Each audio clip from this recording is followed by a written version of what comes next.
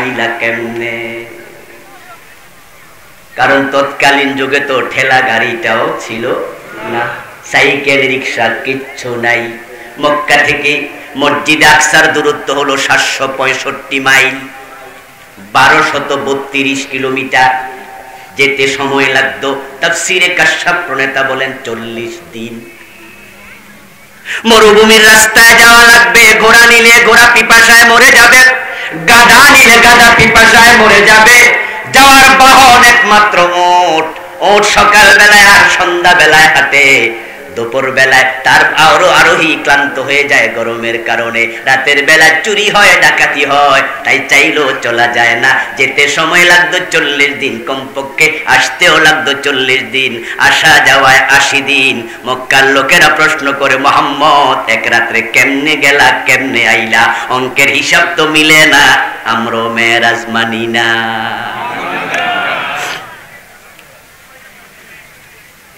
আর আজকের যুগের লোকেরা দুনিয়া নিয়ে কাফের হয় নাই। 765 মাইল এখন এক রাতে যাওয়া আসা কোনো কথা বলতে হবে তো, কোনো ব্যাপার না। এখন কাফের হয় কেন? তখন কাফের হয়েছে এক রাতে 765 মাইল যাওয়া যায় না, আর এখন কাফের হয়ে আসমানে যাওয়া যায় না। কুফরি কিন্তু সমান।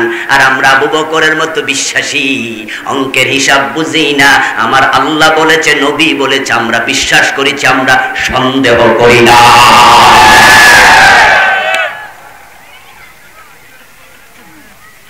আমার ভাইয়েরা আমার, রাসূল সাল্লাল্লাহু আলাইহি ওয়াসাল্লামের জীবনের সেরা ঘটনা মেরাজ। এমন এক আশ্চর্য মুজিজা মেরাজ, কিয়ামত পর্যন্ত অঙ্কের হিসাব মিলানোর চেষ্টা করে কোনদিন বিজ্ঞানীরা কুল কিনারায় খুঁজে পাবে না। গতকালকে যা সম্ভব আজকে তা সম্ভব। তুমি জানো না, তুমি বোঝো না, তাই ঘটনায় সঠিক না এটা বলার কোনো সুযোগ নাই। আজ থেকে 50 বছর আগে যান, কোন রকমের তার ছাড়া এই জাতীয় যন্ত্র কানের মাঝে লাগাইয়া আমেরিকায় কথা বলা যায়, এটা তো 50 বছর আগে কেউ ভাবতেও পারে নাই। কিছু নাই, তার মার আশ্চর্য এক যন্ত্র বাইর হইয়া গেল, শুধুমাত্র কথাই বলা যায় না, চেহারাও দেখা যায়।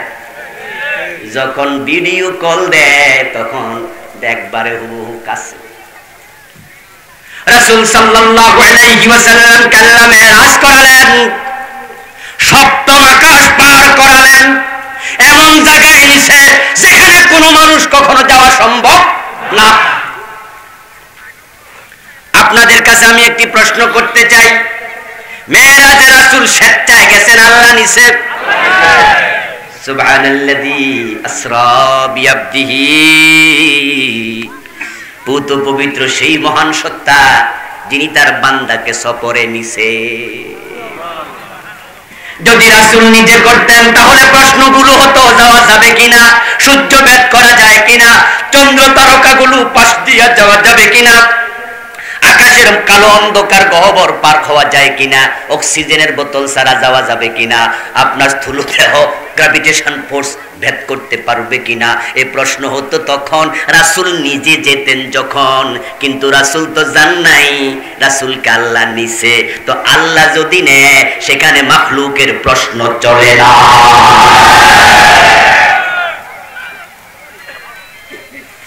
কারণ তুমি তো কত কিছু পারো না, তুমি তো মাখলুক।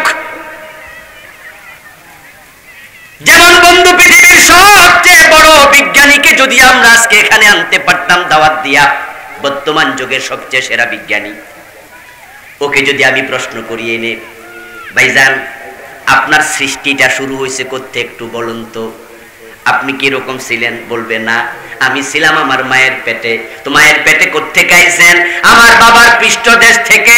মানুষের উৎপত্তি বীর্য থেকে, নতফা থেকে। এটা হিন্দু, বৌদ্ধ, খ্রিস্টান সবাই স্বীকার করে, নাস্তিকও স্বীকার করে, এক ফোঁটা পানি থেকে। আচ্ছা এবার আপনি বলুন তো, আপনি তো এত বড় বিজ্ঞানী, কম্পিউটার বানাইছেন, আপনি ইন্টারনেট বানাইছেন, মোবাইল বানাইছেন, আপনি কত বড় বিজ্ঞানী, আপনাকে আমরা ধন্যবাদ দেই। কিন্তু আপনি একটা মানুষ বানান দেখি পানি থেকে।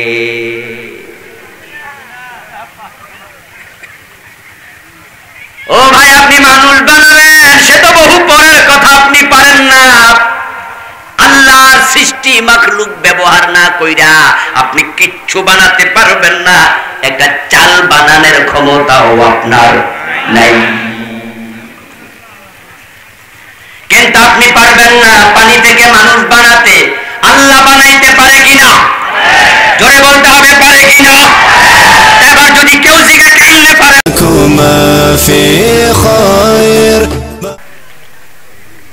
আলহামদুলিল্লাহ নাহমাদুহু ওয়া নাস্তাঈনুহু ওয়া নাস্তাগফিরুহু ওয়া নাউযু বিল্লাহি মিন শুরুরি আনফুসিনা ওয়া মিন সাইয়্যাতি আমালিনা। من يهد الله فلا مضل له ومن يضلل فلن تجد له وليا مرشدا. وأشهد أن لا إله إلا الله وأن محمدا عبده ورسوله. أما بعد فقد قال الله تعالى في كلامه المجيد. সকল আমার সাথে পড়ুন, আউযু বিল্লাহি মিনাশ শাইতানির রাজিম। বিসমিল্লাহির রাহমানির রাহিম। সুবহানাল্লাযী ইয়াসরা বি'আবদিহি লাইলাম মিনাল মাসজিদিল হারাম من المسجد الحرام إلى المسجد الأقصى الذي باركنا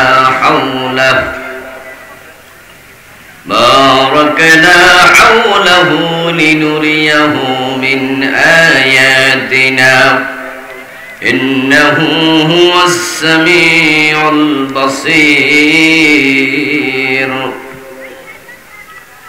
قال النبي صلى الله عليه وسلم لما كذبني قريش في الحجر فجل الله للبيت المقدس فطفقت أخبرهم عن آياته وأنا أنظر إليه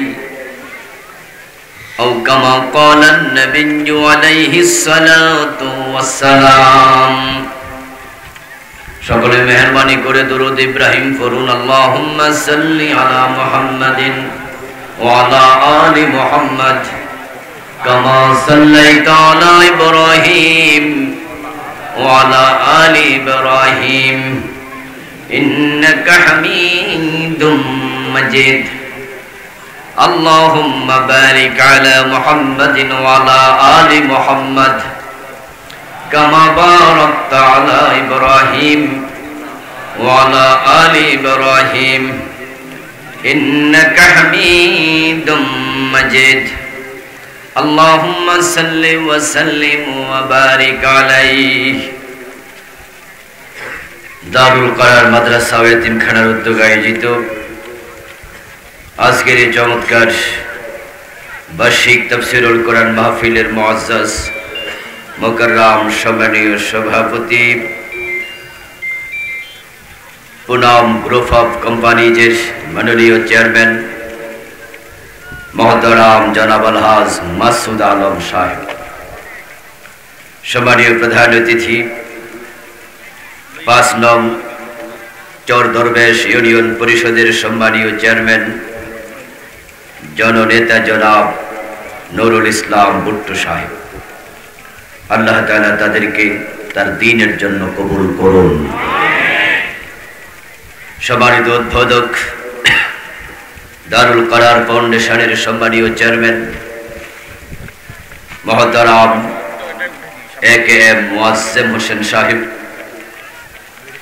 আজকের মাহফিলে আমার পূর্বে কোরআন এবং সুন্নাহ থেকে অত্যন্ত চমৎকারভাবে আলোচনা উপস্থাপন করেছেন বিশিষ্ট ইসলামী চিন্তাবিদ মুফাসসিরে কোরআন মুহতারাম মাওলানা প্রিন্সিপাল মফিজুল ইসলাম সাহেব। আলোচনা উপস্থাপন করেছেন সোনাগাজী ইসলামিয়া ফাজিল মাদ্রাসার সম্মানীয় আরবি প্রভাষক মুহতারাম মাওলানা হারুনুর রশিদ সাহেব, মাওলানা মিজানুর রহমান সাহেব সহ মাহফিল কমিটির সম্মানীয় আয়োজকবৃন্দ, মুহতারাম শহীদুল ইসলাম শহীদ, মুহতারাম আরাফাত মিয়াজি সহ অন্যান্য সম্মানীয় অতিথিবৃন্দ, মুহতারাম উলামায়ে কেরাম, ইসলাম প্রিয় তৌহিদি জনতা, পর্দার অন্তরালের সতী সাধবী সম্মানিতা মা ও বোনেরা, আপনারা কেমন আছেন? মাশাআল্লাহ। আল্লাহ তাআলা আমাদের সকলকে ভালো রাখুন, সুস্থ রাখুন, যতদিন বাঁচিয়ে রাখবেন ঈমানের সাথে রাখুন, বলুন আমিন। আল্লাহ তাআলার পবিত্র দাতের লাখো কোটি শুকরিয়া জ্ঞাপন করছি যে মহান মনিব অত্যন্ত মেহেরবানি করে কোরআনের আহ্বানে, কোরআনের ময়দানে আমাদের সকলকে সমবেত হওয়ার তৌফিক দিলেন। বিশ্বব্যাপী করোনার চরম বিপর্যস্ততার মাঝেও যিনি আমাদেরকে দয়া করে সুস্থ রাখলেন, কোরআনের কথা বলার মতো, শোনার মতো কোরআন মুখে হৃদয় দিলেন, এই সব নেয়ামতের মালিককে। এই জন্য আমরা আলোচনার শুরুতেই মন প্রাণ উজাড় করে অন্তরের সবটুকুন শ্রদ্ধা এবং ভালোবাসা দিয়ে আমাদের মনিব আল্লাহ তাআলাকে শুকরিয়া জানাই, কৃতজ্ঞতা জানাই। সবাই মিলে জোরে জোরে কালিমাতুশ শুকর পড়ি আলহামদুলিল্লাহ। দুরূদ ও সালাম বিশ্বনবী সাইয়্যিদুল মুরসালিন ইমামুনা কুদওয়াতুনা হাবিবুনা উসওয়াতুনা তাবিবু কুলুবিনা মুহাম্মাদুর রাসূলুল্লাহ সাল্লাল্লাহু আলাইহি ওয়াসাল্লামের উপর সাহাবায়ে কেরাম ও শুহাদায়ে নিজামের আলা ইল্লিয়িন আল্লাহ তাআলার কাছে কামনা করছি, বলুন আমিন। সম্মানিত ভাইরা, আপনারা জানেন আরবি মাসের আজকে চলছে 26শে রজব, দিবাগত রাত। ঐতিহাসিক প্রসিদ্ধ মত অনুসারে এই রাতে সংগঠিত হয়েছিল বিশ্বনবীর জীবনের শ্রেষ্ঠতম মুজিজা পবিত্র মেরাজ। মেরাজের মাধ্যমে রাসূল সাল্লাল্লাহু আলাইহি ওয়াসাল্লামের সব নবীর উপর শ্রেষ্ঠত্ব প্রমাণিত হয়েছিল। হযরত আদম আলাইহিস সালাম থেকে ঈসা আলাইহিস সালাম পর্যন্ত লক্ষ লক্ষ নবী এবং রাসূল পৃথিবীতে এসেছেন। বিশ্ব নবীর মতো এইভাবে কোন নবীর জীবনে মেরাজ সংগঠিত হয় নাই। ইব্রাহিম আলাইহিস সালাম অবস্থান করছেন সপ্তম আকাশে, ষষ্ঠ আকাশে মূসা। আল্লাহ তাআলা নবী মুহাম্মদ সাল্লাল্লাহু আলাইহি ওয়াসাল্লামকে সপ্তম আকাশ পার করে সিদরাতুল মুনতাহায় নিলেন,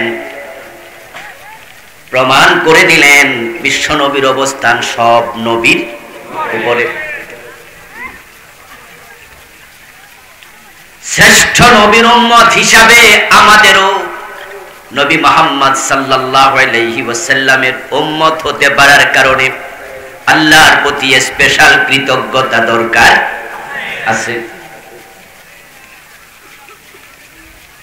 আমরা শুধুমাত্র শ্রেষ্ঠ নবীর উম্মত নই, বরং আমরা সব উম্মতের মাঝে জান্নাতে প্রবেশের দিক থেকেও এক নাম্বার উম্মত। সুবহানাল্লাহ। ওয়াকাযালিকা জাআলনাকুম উম্মাতান ওয়াসাতা। কুনতুম খায়রা উম্মাহ, নবী মুহাম্মাদের সংস্পর্শের কারণে আমাদের দাম এতটাই বেড়ে গেছে। তিনি শুধুমাত্র তিনি সেরা নন, আমরা উম্মতের মাঝে সবচেয়ে সেরা হয়ে গেছি। আল্লাহর হাবিব সাল্লাল্লাহু আলাইহি ওয়াসাল্লামের গুরুত্ব, ওনার ফজিলত, ওনার সম্মান উম্মত হিসাবে আমরা যত জানব, তার আনুগত্য করার গুরুত্ব ততই মনের মাঝে বেড়ে যাবে। আল্লাহ তাআলা বিশ্ব নবীকে এই মেরাজের মাধ্যমে সব নবীর ইমাম বানিয়ে দিয়েছেন, নেতা বানিয়েছেন।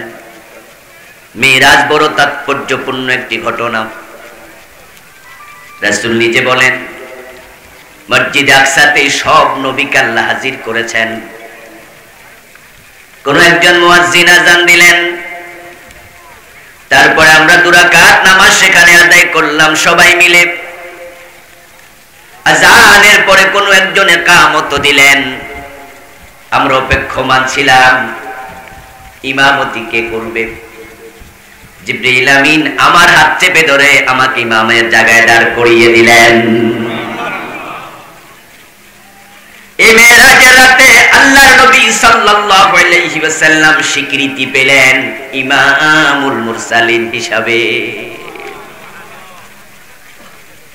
এই মেরাজকে কেন্দ্র করে আল্লাহ তাআলা কোরআন মাজিদের অনেকগুলো আয়াত নাজিল করেছেন। রাসূল সাল্লাল্লাহু আলাইহি ওয়াসাল্লাম বলেছেন এই প্রসঙ্গে শত শত হাদিস।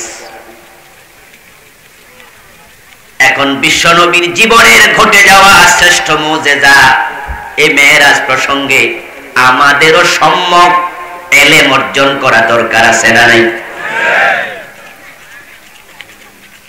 এই মেরাজ নিয়ে আল্লাহ যেহেতু কোরআন মাজিদে আলোচনা করেছেন, এই মেরাজের রাতে নামাজ ফরজ করেছেন। এই মেরাজের রাতে নবী মুহাম্মদকে স্বচক্ষে, নিজের চোখে স্বচক্ষে জান্নাত জাহান্নাম পরিদর্শন করিয়েছেন। জান্নাতের উপযোগী মানুষের চরিত্র কি, কারা কারা জান্নাতি তা আল্লাহ দেখিয়েছেন। আবার কোন চরিত্রের কারণে মানুষ জাহান্নামী হয়, জাহান্নামে কারা কারা যাবে তা দেখিয়েছেন। রাসূল সাল্লাল্লাহু আলাইহি ওয়াসাল্লাম দেখে সেগুলো বর্ণনা করেছেন। এই এই চরিত্রওয়ালা মানুষ জান্নাতে থাকবে আমি দেখে এসেছি, আবার এই এই কর্ম করলে জাহান্নামে থাকবে আমি দেখে এসেছি। এখন এই আলোচনাগুলো যদি আমরা করি, তাহলে আমরা বুঝতে পারবো কোন চরিত্রের মালিক জান্নাতি আর কোন চরিত্রওয়ালা মানুষ জাহান্নামী। জান্নাত জাহান্নামের ব্যাপারে সম্যক ধারণা নেয়ার জন্য মেরাজের আলোচনা করা দরকার আছে। আর আজকের এই দিনে মেরাজের আলোচনা করা আরো দরকার, কারণ বিজ্ঞানের উৎকর্ষতার কারণে এখন কিছু নাস্তিক নবী মুহাম্মদ সাল্লাল্লাহু আলাইহি ওয়াসাল্লামের জীবনের সেরা মুজিজাকে আজকে প্রশ্নের মুখোমুখি করছে। তারা ব্লগের মাঝে লিখছে, ফেসবুকে লিখতেছে, তারা বিভিন্ন জায়গায় বিভিন্ন রকমের কথাবার্তা বলি মেরাজকে প্রশ্নবোধক করে তুলছে। আজকে যদি আলোচনা না হয়, তাহলে তাদের প্রশ্নের উত্তর অনেকের জানা থাকবে না। তাই কেউ কেউ মনে করতে পারে মেরাজ অসম্ভব, কারণ তারা প্রশ্ন তুলতেছে স্থূল দেহ সম্পন্ন কোন মানুষ মধ্যাকর্ষণ শক্তি ভেদ করে আকাশে যেতে পারবে না, তাকে গ্র্যাভিটেশন ফোর্স আটকায়া রাখবে। 1400 বছর আগে তোমাদের নবী কিভাবে গেল আকাশে? তখন তো আজকের মতো আকাশে যাওয়ার কোন নবযান ছিল না। গ্র্যাভিটেশন ফোর্স ভেদ করার জন্য এমন নবযান লাগবে যার গতি হওয়া লাগবে কমপক্ষে ঘন্টায় 25,000 কিলোমিটার। আজকে মানুষ চাঁদের দেশে গেছে, এটা প্রমাণিত সত্য।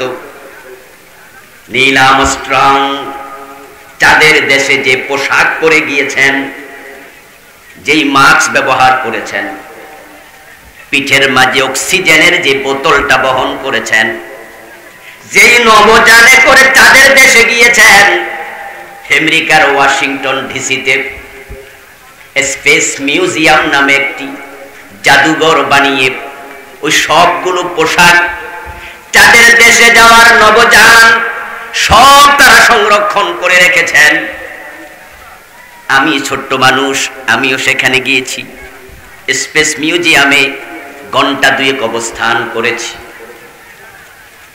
তারা এটাকে মানুষের সামনে শুধুমাত্র লিখিত থিওরিক্যাল কাহিনী হিসাবে উপস্থাপন করছে না, আজকের আমেরিকা প্র্যাকটিক্যাল দেখাচ্ছে কেমনে নভোযান মঙ্গল গ্রহে যাচ্ছে।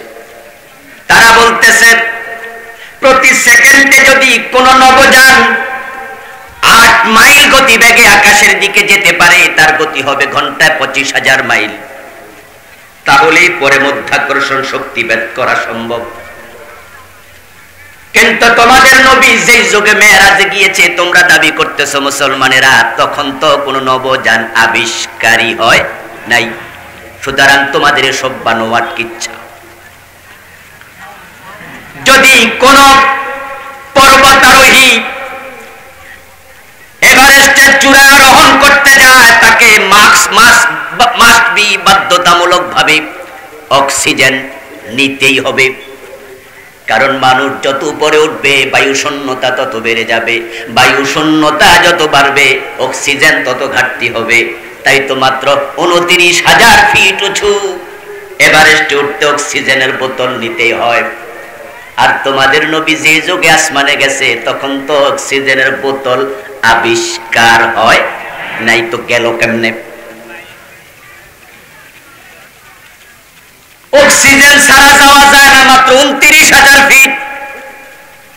আর তোমাদের নবী নাকি আসমান পার হইছে। এখান থেকে সূর্যের দূরত্ব হলো 9,30,00,000 মাইল। তো বোতল নাই, কিছু নাই, কেমনে গেছে? এসব আমরা মানি না।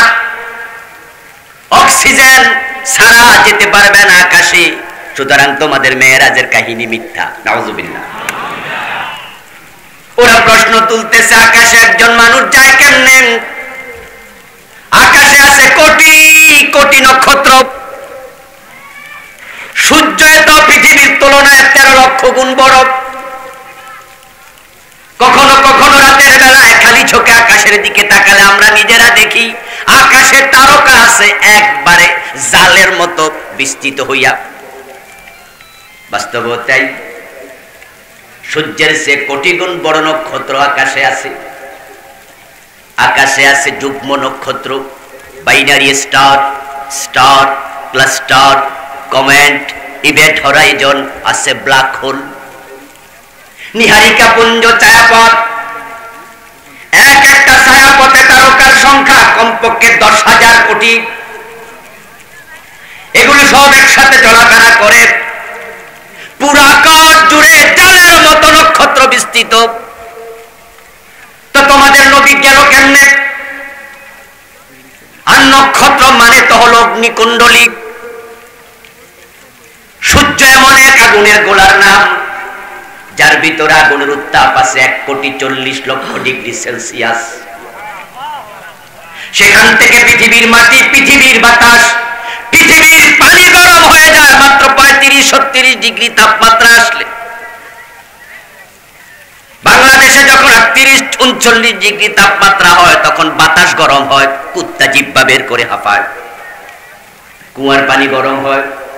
সৌদি আরবে 65-68 ডিগ্রি সেলসিয়াস তাপমাত্রা গরমকালে পাওয়া যায়। তখন বালিগুলো এমন উত্তপ্ত হয়, খালি পা বালিতে রাখা যায় না। 1,70,00,000 ডিগ্রি সেলসিয়াস, সেখান থেকে মাত্র 30-40 ডিগ্রি।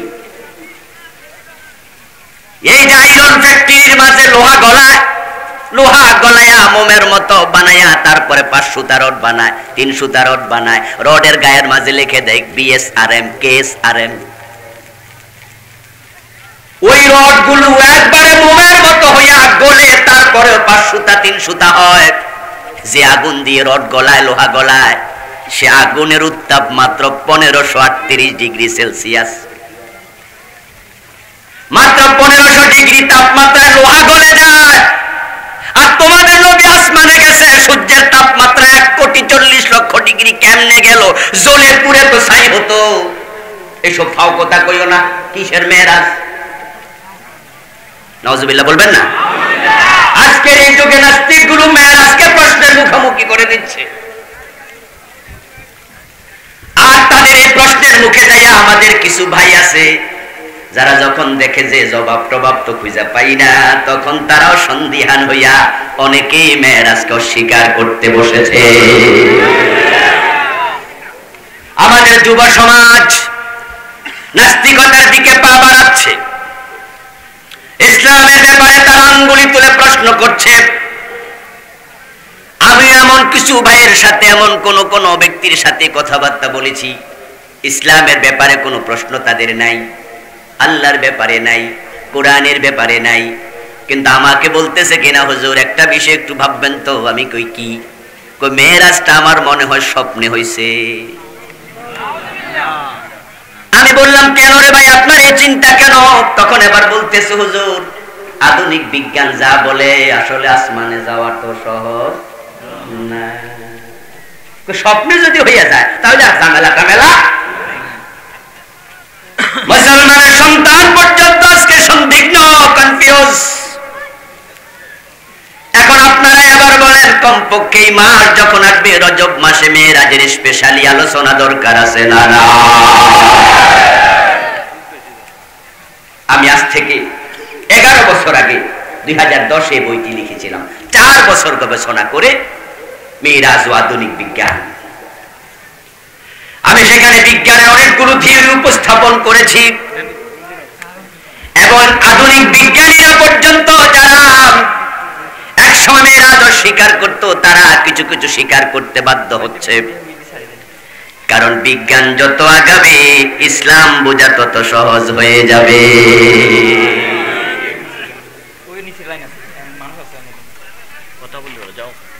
ইসলামের সাথে বিজ্ঞানের কোনো দ্বন্দ্ব নাই, বরং আল্লাহর কোরআন এটা বিজ্ঞানের বড় মাপের কিতাব। সুবহানাল্লাহ। আল্লাহ নিজে এটাকে বিজ্ঞানময় কোরআন বলেছেন, ইয়াসিন ওয়াল কোরআনিল হাকীম। এই কোরআনের মধ্যে বিজ্ঞানের অসংখ্য থিওরি পাওয়া যায়। বিজ্ঞানের যত শাখা আছে, আমার বন্ধু আজ থেকে 50 বছর 100 বছর আগে বিজ্ঞানের নতুন কিছু শাখা যেগুলো ছিল না। আজকে কম্পিউটার বিজ্ঞান এখন বিভিন্ন হাই স্কুলের সিলেবাসে, কলেজ মাদ্রাসা সিলেবাসে ঢুকেছে, কিন্তু আমরা যখন ছাত্র ছিলাম কম্পিউটার বিজ্ঞান নামে আমাদের সিলেবাসে সাবজেক্টটা ছিল না। আপনারা যারা মুরব্বী আছেন, আপনারা কি পড়ছেন নাকি? সাবজেক্ট ছিলই না। আমার বন্ধু বিজ্ঞান আগাচ্ছে, বিজ্ঞান আগাচ্ছে, বিজ্ঞানে অনেক কিছু ছিল না, আজকে এসেছে। কিন্তু কিয়ামত পর্যন্ত বিজ্ঞান যতই আগাবে, যত শাখা বের হবে, প্রত্যেকটা শাখার আলোচনা আল্লাহর কোরআনের মাঝে আছে। যেমন আজকের মহাকাশ বিজ্ঞান, আজ থেকে 200 বছর পিছনে যান, মহাকাশ সম্পর্কে পৃথিবীর মানুষের কোনো জ্ঞানই ছিল না। অ্যাস্ট্রোনমি, কসমোলজি, জ্যোতির্বিজ্ঞান, মহাজাগতিক বিজ্ঞান 200 বছর আগে সাবজেক্টটাই ছিল না। আমেরিকার নাসা যে তথ্যগুলো আমাদেরকে দিচ্ছে, ওই তথ্যগুলো যদি আজকে পৃথিবীর বই থেকে, পৃথিবীর মানুষ থেকে ডিলিট করে দেয়া হয়, তাহলে মহাকাশ সম্পর্কে আসলে আমাদের কোনো জ্ঞান মোটেও নেই। যেমন ধরুন, যদি আজকে আমরা এখানে যারা শিক্ষিত মানুষ আছি প্রশ্ন করা হয় সূর্য কত বড় পৃথিবীর তুলনায়, আমরা বলবো 13 লক্ষ গুণ বড়। দ্বিতীয় প্রশ্ন যদি করা হয় আপনি জানলেন কেমনে, আপনি মাপছেন? তখন সবাই বলবো নাসার বিজ্ঞানী বলছে। তাহলে যদি ওরা তথ্য না দিত, সূর্য যে এত বড় আমাদের বোঝার কোনো দিকই নাই, সুযোগই নাই। কারণ 30, 40, 50 বছর ঘুম থেকে উঠে আমরা সূর্য দেখি সন্ধ্যা পর্যন্ত, আমাদের চোখ বলে সূর্য একটা বড় ফুটবলের সমান। সূর্য যে পৃথিবীর তুলনায় 13 লক্ষ গুণ বড়। নাসার বিজ্ঞানী না বললে আমরা জানতামই না।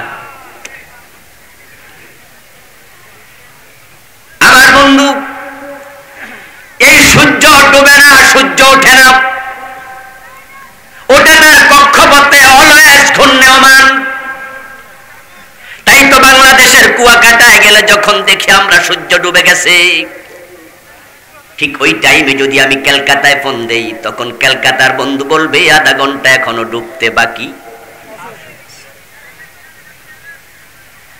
যখন আপনি কলকাতায় গিয়ে দেখবেন সূর্যটা ডুবে গেছে, ওই টাইমে রিয়াদে ফোন দেবেন, জেদ্দায় ফোন দেবেন, তখন জেদ্দার বন্ধু বলবে ডুবতে এখনো 2.5 ঘন্টা বাকি আছে। তা আপনি দেখলেন সূর্য ডুবেছে, বাস্তবে ডুবে নাই। আমাদেরকে বিজ্ঞানও তাই বলতেছে যে সূর্য তার কক্ষপথে ঘূর্ণায়মান। এই তথ্যটা 200 বছর আগে বিজ্ঞানীরা জানতো না, কিন্তু আল্লাহর কোরআনে সেটাও আছে, ওয়া কুল্লুম ফি ফালাকিন ইয়াসবাহুন। সুবহানাল্লাহ পড়েন। আমার ভাইয়ের, আজকের বিজ্ঞানের লেটেস্ট সবচেয়ে আশ্চর্যকর আবিষ্কার হলো ব্ল্যাক হোল। নাসার বিজ্ঞানীরা মহাকাশ গবেষণা করে মনুষ্যবিহীন নবযান পাঠিয়ে অনেক পাওয়ারফুল ক্যামেরা ফিট করে সেখান থেকে ছবি আনতেছে দুনিয়া। তারা খুঁজে পেল মহাকাশের মাঝে এমন কিছু গর্ত আছে, যেই গর্তের মাঝে কোটি কোটি তারকা নিমিষে হারিয়ে যাচ্ছে। এক একটা তারকা সূর্যের চেয়ে কোটি গুণ বড়, কিন্তু গর্তের মাঝে হারাতে সময় লাগে বড়ই সামান্য। ওই গর্তের নাম দিয়েছে তারা ব্ল্যাক হোল। এক একটা ছায়াপথ কমপক্ষে তারকার সংখ্যা 10,000 কোটি। 10,000 কোটি তারকা সূর্যের চেয়ে কোটি গুণ বড়। এক একটা সূর্যের চেয়ে আপনার এক একটা থেকে আর একটা দূরত্ব 100 কোটি আলোকবর্ষ। চলছে তারা একসাথে ইলিশ মাছের ঝাঁকের মতো, ঘুরতে ঘুরতে চলতে চলতে নিজস্ব কক্ষপথে। ওই ব্ল্যাক হোলের কাছে যখন যায়, ছোট্ট বাচ্চার মুখের মাঝে চকলেট দিলে যেমন সে গিলে ফেলে, মা তখন কয়, কিরে চকলেটটা কই? গালে হাত দিয়া দেখে নাই, এর মানে ফেটে চইলা গেছে। ঠিক ওই ছোট্ট বাচ্চার চকলেটের মতো ব্ল্যাক হোল 10,000 কোটি তারকাকে একসাথে গিলে ফেলেছে। এই ভিডিওর ছবি দেখে নাসাতে হইচই পড়ে গেল। দেখো দেখো, আসো, মহাকাশে কি আশ্চর্য অন্ধকার গহ্বর আছে, যে অন্ধকার গহ্বরের পাশ দিয়া 10,000 কোটি তারকা লইয়া ছায়াপথ হারাইয়া যায়। তোমাদের নবী মুহাম্মদ গেছে, হারাইলো না, আবার বলো ফিরাও আইছে। কেমনে সম্ভব? আকাশে যে ব্ল্যাক হোল আছে, তারকা হারাইয়া যায়। 200 বছর আগের বিজ্ঞানী জানতো না, 100 বছর আগে বিজ্ঞানী জানতো না, 50 বছর আগের বিজ্ঞানীরাও জানতো না ব্ল্যাক হোলের খবর। কিন্তু 1400 বছর আগে আল্লাহ কোরআনে বলছে। সুবহানাল্লাহ বললো না রে? লা উকসিমু বিমাওয়াকি'ন নুজুম ইন্নাহু লাকাসামুন লাউ তা'লামুনা আযীম। সুবহানাল্লাহ।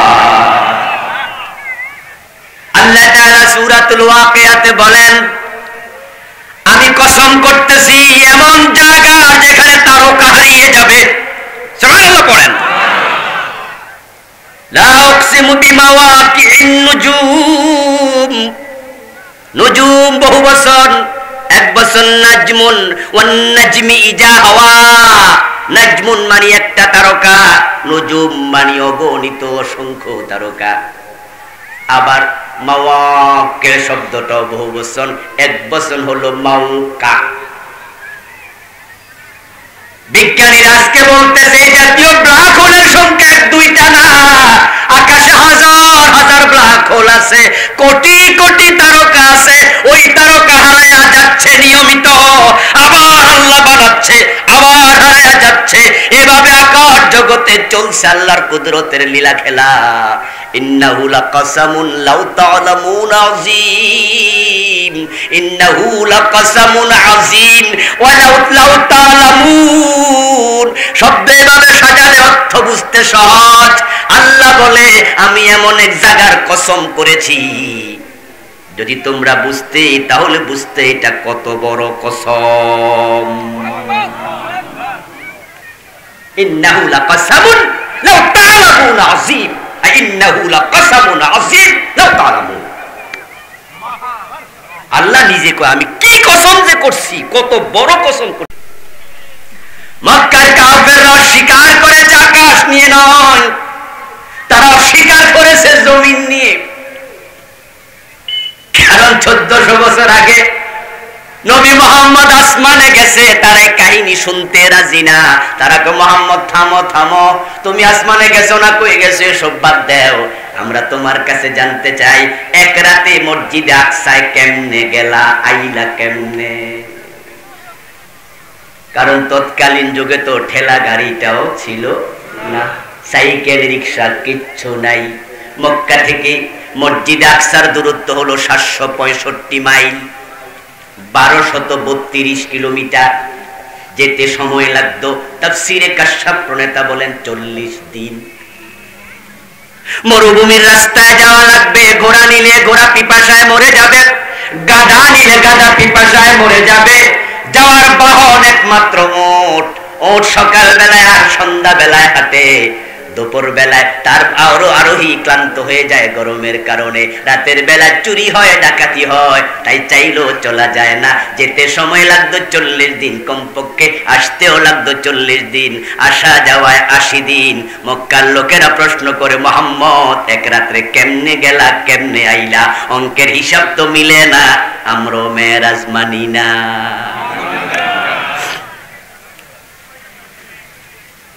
আর আজকের যুগের লোকেরা দুনিয়া নিয়ে কাফের হয় নাই। 765 মাইল এখন এক রাতে যাওয়া আসা কোনো কথা বলতে হবে তো, কোনো ব্যাপার না।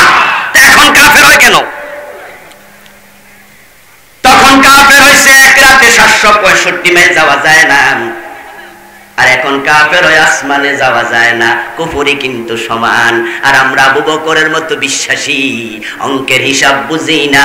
আমার আল্লাহ বলেছে, নবী বলেছে, আমরা বিশ্বাস করেছি, আমরা সন্দেহ করি না।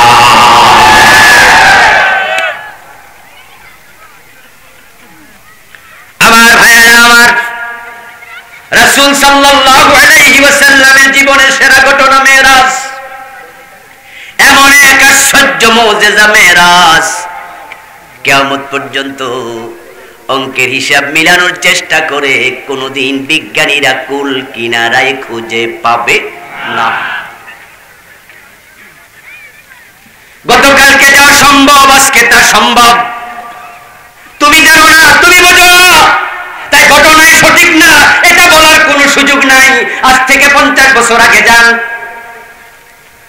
কোন রকমের তার ছাড়া এই জাতীয় যন্ত্র কানের মাঝে লাগাইয়া আমেরিকায় কথা বলা যায়, এটা তো 50 বছর আগে কেউ ভাবতেও পারে নাই।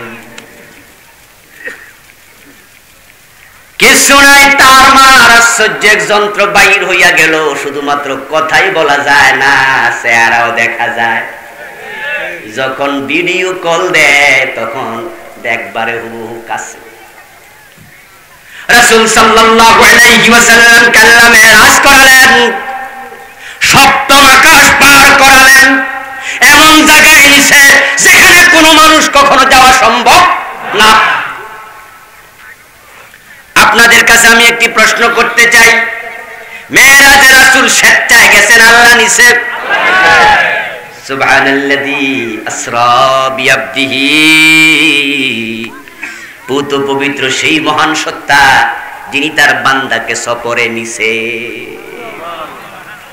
যদি রাসূল নিজে করতেন তাহলে প্রশ্নগুলো হতো যাওয়া যাবে কিনা, সূর্য ভেদ করা যায় কিনা, চন্দ্র তারকাগুলো পাশ দিয়ে যাওয়া যাবে কিনা, আকাশে আকাশের কালো অন্ধকার গহ্বর পার হওয়া যায় কিনা, অক্সিজেনের বোতল ছাড়া যাওয়া যাবে কিনা, আপনার স্থূল দেহ গ্র্যাভিটেশন ফোর্স ভেদ করতে পারবে কিনা, এই প্রশ্ন হতো তখন। রাসূল নিজে যেতেন যখন, কিন্তু রাসূল তো জান নাই রাসূলকে আল্লাহ নিছে।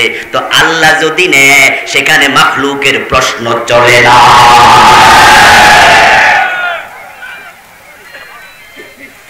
কারণ তুমি তো কত কিছু পারো না, তুমি তো মাখলুক। যেমন বন্ধু পৃথিবীর সবচেয়ে বড় বিজ্ঞানীকে যদি আমরা আজকে এখানে আনতে পারতাম দাওয়াত দিয়া, বর্তমান যুগের সবচেয়ে সেরা বিজ্ঞানী, ওকে যদি আমি প্রশ্ন করি এনে, ভাইজান আপনার সৃষ্টিটা শুরু হয়েছে কোত্থেকে একটু বলুন তো, আপনি কি রকম ছিলেন? বলবে না, আমি ছিলাম আমার মায়ের পেটে। তো মায়ের পেটে কোত্থেকে আইছেন? আমার বাবার পৃষ্ঠদেশ থেকে। মানুষের উৎপত্তি বীর্য থেকে, নতফা থেকে। এটা হিন্দু বৌদ্ধ খ্রিস্টান সবাই স্বীকার করে, নাস্তিকও স্বীকার করে, এক ফোঁটা পানি থেকে।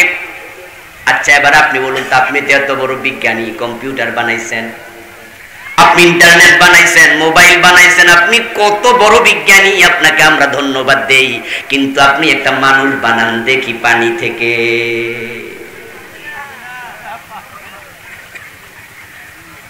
ও ভাই, আপনি মানুষ বানাবেন সে তো বহু পরের কথা, আপনি পারেন না। আল্লাহর সৃষ্টি মাখলুক ব্যবহার না কইরা আপনি কিচ্ছু বানাতে পারবেন না।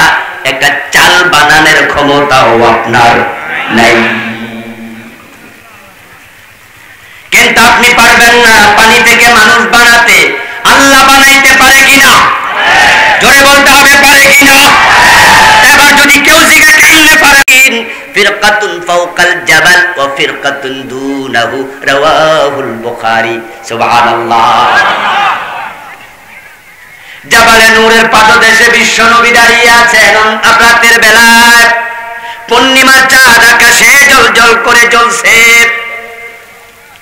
মক্কার কিছু কাফেরের সাথে রাসূলের দেখা হয়ে গেল সেখানে। তারা বিশ্ব নবীকে বলতেছে, আব্দুল্লাহর ছেলে মুহাম্মদ, তুমি যদি নবী হও তাহলে আমাদেরকে কিছু কারিশমা দেখাও। বিশ্ব নবী বললেন, তোমরা কি দেখতে চাও বলো? তারা বলল, আকাশে চাঁদ আছে, চাঁদ নিয়ে কিছু দেখাও। রাসূলুল্লাহ বলেন, তাহলে দেখে রাখো, তাকাও। ইশারা দিলেন, চাঁদ দুই টুকরা হয়ে জমিনের দিকে পড়ে গেল। এখন আপনি অঙ্কের হিসাব কেমনে মিলাবেন? মুজিজা এমন এক জিনিস যেটার কখনো মোকাবেলা করা যাবে না, সম্ভব না। আল্লাহ সব নবীকে মুজিজা দিয়েছেন, একজন নবীও পাবেন না যার মুজিজা ছিল না। এবং মুজিজাগুলোর ধরনটা এমন, যেই যুগে উম্মতের মাঝে যেই জিনিসের উৎকর্ষতা বেশি, মুজিজা সেটার সাথে মিল দিয়ে আল্লাহ দিয়েছেন। যেমন মূসা নবীর যুগে জাদুকরদের উৎকর্ষতা ছিল, জাদুবিদ্যার ব্যাপকতা ছিল। আল্লাহ হাতের লাঠি দিয়েছেন, যেটা ছেড়ে দিলে অজগর সাপ হয়ে যেত। এবং তৎকালীন যুগের লোকেরা জাদুকরদেরকে খুব সম্মানের চোখে দেখত, জাদুকরদেরকে তারা খুব সম্মান দিত। এই জন্য মূসাকে ঠেকানোর জন্য ফেরাউন জাদুকরদেরকে দাওয়াত দিয়ে আনছে। বিশাল মাঠ, সামনে দাঁড় করিয়েছে মূসা নবী ছেড়ে দিলেন হাতের লাঠি। তাদের জাদুবিদ্যার যত ইনস্ট্রুমেন্ট ছিল সবগুলাকে সাপ গিলে ফেলেছে। তারা সিজদায় পড়ে ঈমান এনে ফেলেছে। আল্লাহ প্রমাণ করে দিয়েছেন, নবী মূসারটা জাদু নয়, এটা হলো আল্লাহর দেয়া মুজিজা। এর কাছে মাথা হেট করা লেগেছে তৎকালীন যুগের নেতাদের, সম্মানী ব্যক্তিদের। হযরত ঈসা নবীর যুগে ছিল চিকিৎসা বিজ্ঞানের উৎকর্ষতা। ডাক্তাররা যেখানে হেরে যেত, ঈসা নবী সেখান থেকে বিজয়ী হতে শুরু হতো। যেই লোকের চোখে আলো নাই, অন্ধ, ডাক্তারের কাছে গেলে বলে, ডাক্তার জন্মান্ধ হলে তার চোখে আলো দেওয়ার কোনো সুযোগ নাই। তোমার চোখে আলো ছিল, অ্যাক্সিডেন্ট করেছো, চোখটা নষ্ট হয়ে গেছে। তাই যদি কারো চোখ রিপ্লেসমেন্ট করা যায় আবার চোখে আলো আসবে, কারণ ব্রেইন থেকে চোখের সাথে আলো দেওয়ার জন্য যে নার্ভ দরকার এটা সচল আছে, নতুন চোখ আলো পাবে। কিন্তু যে জন্মান্ধ তাকে দুনিয়ার কোনো ডাক্তার চোখে আলো দিতে পারে না, কারণ তার নার্ভটাই অচল। তৎকালীন যুগের চিকিৎসকেরা যখন বলতো শরীর, হযরত ঈসা নবী গিয়ে ওই জন্মান্ধের চোখের মাঝে নিজের আঙ্গুলটা লাগায় মুছা দিলে সাথে সাথে আলো এসে যেত। ডাক্তারদের মাথা হেট হয়ে গেল। আমাদের লেবেট, আমাদের স্কয়ার, বাংলাদেশের অ্যাপোলো সেরা হাসপাতাল, ওখানে যখন কোনো ওটিতে ডাক্তার রোগী ঢুকায়, বাহিরের মাঝে আপনজনেরা টেনশন করতে থাকে, একবার দাঁড়ায় আরেকবার বসে পায়চারি করে, উকি দিয়া দেখে খবর কি জানতে চায়। 6 ঘন্টা টানা অপারেশন আপনজনের চলছে। ডাক্তার 6 ঘন্টা পরে বের হইয়া দরজাটা একটু খুলে কদম দিয়া মাথাটা নিচের দিকে দিয়ে বলে, আই এম সরি। এই কথা শোনার সাথে সাথে রোগীর আপনজনেরা বোঝে অপারেশন সাকসেস। বাংলাদেশের সেরা ডাক্তার হাতে অপারেশন থিয়েটারে রোগী মারা যেতে অপারেশন সাকসেস। কিন্তু অ্যানেস্থেসিয়া দিয়েছিল 6 ঘন্টা পর 10 ঘন্টা পরে ফিরে আসবে তার রূপ, ফিরে আসবে তার সচেতনতা, কিন্তু 22 ঘন্টাও ফিরে নাই। পরে দেখা গেছে আর আসে নেই, ওখানেই শেষ। এমন ঘটনাও আছে না নাই? ঈসা নবীর যুগে চিকিৎসা বিজ্ঞানের উৎকর্ষতা ছিল। ডাক্তাররা সরি বলতে বাধ্য, যখন দেখে রূহ চলে গেছে কিছু করার নাই। যখন তখনকার ডাক্তার সরি বলতো, ঈসা আলাইহিস সালাম যেতেন গিয়ে ওই মরা বেডার গায়ে হাতও দেয়া লাগতো না, তিনি পাশে দাঁড়াইয়া বলতেন কুম বিইজনিল্লাহ, আল্লাহর হুকুমে দাঁড়ায়া যাও, মৃত জীবিত হয়ে দাঁড়িয়ে যেত। কুষ্ঠরোগীর গায়ের মাঝে হাত বুলালে কুষ্ঠরোগ জায়গায় চলে যেত। যেই যোগে উম্মতের মাঝে উৎকর্ষতা যার, আল্লাহ তার সাথে মিলাইয়া মুজিজা দেয়। নবী মুহাম্মদের উম্মতের যুগে বিজ্ঞানের উৎকর্ষতা হবে, নবী মুহাম্মদ জানে না, তিনি গায়েব জানেন না, কিন্তু আল্লাহ জানে কিনা?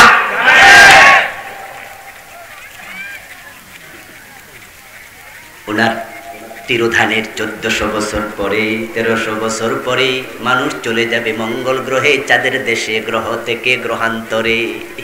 এখন যারা আজকের বিজ্ঞানী আছে তারা চাঁদের দেশ থেকে ফিরে এসে যদি দাবি করে বলে তোমাদের নবী নাকি দুনিয়ার সেরা মানুষ, তাহলে উনি তো মাটিতেই ছিল, আমরা কিন্তু চাঁদের দেশে গেছি, আমাদের জায়গা উনি কোনোদিন যাইতে পারে নাই। এমন দাবি যদি ওরা করত, আমাদের জবাব দেওয়ার জবাবও ছিল না। কিন্তু আমার আল্লাহ রাসূলকে এমন জায়গায় নিছে বিজ্ঞানীদের দাদাও যাইতে পারবে না।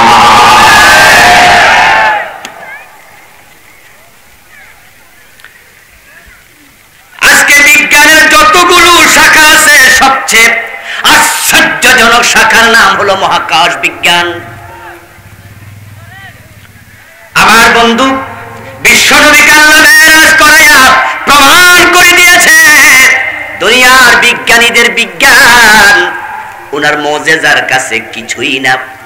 বিজ্ঞানীর অঙ্কের হিসাব মিলাতেও পারবে না, কারণ তারা তো আকাশ পর্যন্ত পৌঁছতে পারে নাই। এই জন্য আপনারা যারা বিজ্ঞান নিয়ে কম বেশি লেখাপড়া করেন তারা জানেন মহাকাশ বিজ্ঞানীরা মহাশূন্য বলে আকাশ স্বীকার করে না। এখন তারা তো প্রথম আকাশে খুঁজে পাবে না। বিজ্ঞানীদের ধারণা পৃথিবীর বয়স 1500 কোটি বছর, সূর্যের বয়স 500 কোটি বছর, সূর্য বানানোর 1000 কোটি বছর আগে আল্লাহ মহাবিশ্ব তৈরি করেছে। 1500 কোটি বছর, সূর্যের আগেও তারকা ছিল। সূর্যের বয়স 500 কোটি বছর, কিছু তারকার বয়স আরো বেশি। এক একটা তারকার আলো প্রতি সেকেন্ডে 1,86,000 মাইল গতিবেগে পৃথিবীর দিকে আসছে। সূর্য থেকে আলো আসতে পৃথিবীতে সময় লাগে কত মিনিট বলেন? 8 মিনিট 19 সেকেন্ড। ঠিক আছে, 8 মিনিটের একটু বেশি। প্রতি সেকেন্ডে 1,86,000 মাইল বেগে যখন সূর্যের আলো পৃথিবীর দিকে আসে সময় লাগে 8 মিনিট 19 সেকেন্ড। দূরত্ব 9,30,00,000 মাইল।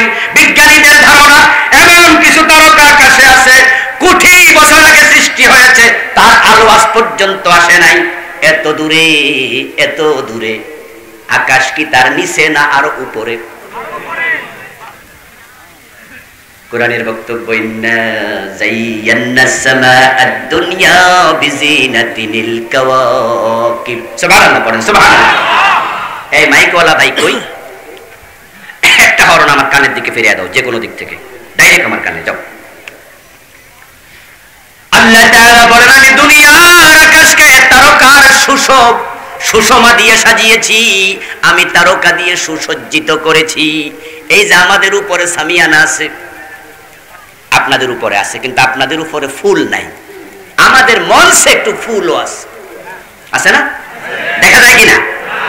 এই ফুলটা যদি সাজানোর জন্য দেয় তাহলে নিশ্চয়ই এটা নিচে দিতে হবে, উপরে দিলে দেখা যাবে না। তো ইন্না যায়্যানাস সামাআদ দুনিয়া বিজিনাতিল কাওয়াকিব, আমি তারকাদের সৌন্দর্য দিয়া আমি দুনিয়ার আকাশকে সাজাইছি। এতে বোঝা যায় যাদের জন্য সাজাইছে তারা আমরা, উপরে দিলে আমরা দেখতে পেতাম না। এতে বোঝা যায় ওই তারকা সব আসমানের নিচে।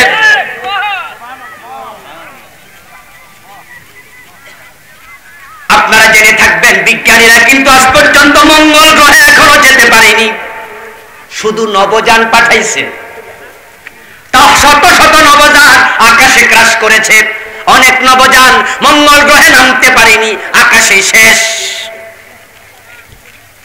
তো মঙ্গল গ্রহের পরে আরো কত আকাশ, কত দূরে। আমার নবীকে আল্লাহ শুধু প্রথম আকাশে নয়, দ্বিতীয় আকাশ, তৃতীয় আকাশ, চতুর্থ আকাশ, পঞ্চম আকাশ, ষষ্ঠ আকাশ, সপ্তম আকাশ, তারপরে সিদরাতুল মুনতাহা, তারপরে মাওদাউ শরীফিল আকলাম পর্যন্ত নিয়েছে।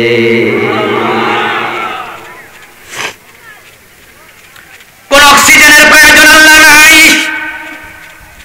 বাজে চিন্তা মাথায় যেন না ঢোকে। আজকের মাহফিলে লোক আছে 3,000 5,000, কিন্তু ভিডিওগুলোর মাধ্যমে এই মাহফিল চলে যাবে লাখ লাখ মানুষের কাছে। আমরা তোমাদের সব নাস্তিকদের জবাব দিতে চাই, আমার আল্লাহর জন্য তার বান্দাকে আকাশে নিতে অক্সিজেন লাগে না। আমরা আবেগ দিয়ে কথা বলছি না, আমরা তোমাদের কাছে দলিল দিতে চাই। আমার বন্ধু, দলিলের আগে কোরআন থেকে কিছু কথা বলি। নাস্তিকরা তো আমাদের কোরআনের দলিল মানবে না, মুসলমানদের জন্য এগুলো দরকার। হযরত ইউনূস নবী মাছের পেটে ছিলেন, এমন ঘটনা কোরআনে আছে না নাই? আল্লাহ তাআলা বলেন, ফালতাকামাহুল হুত ওয়া হুয়া মুলিম।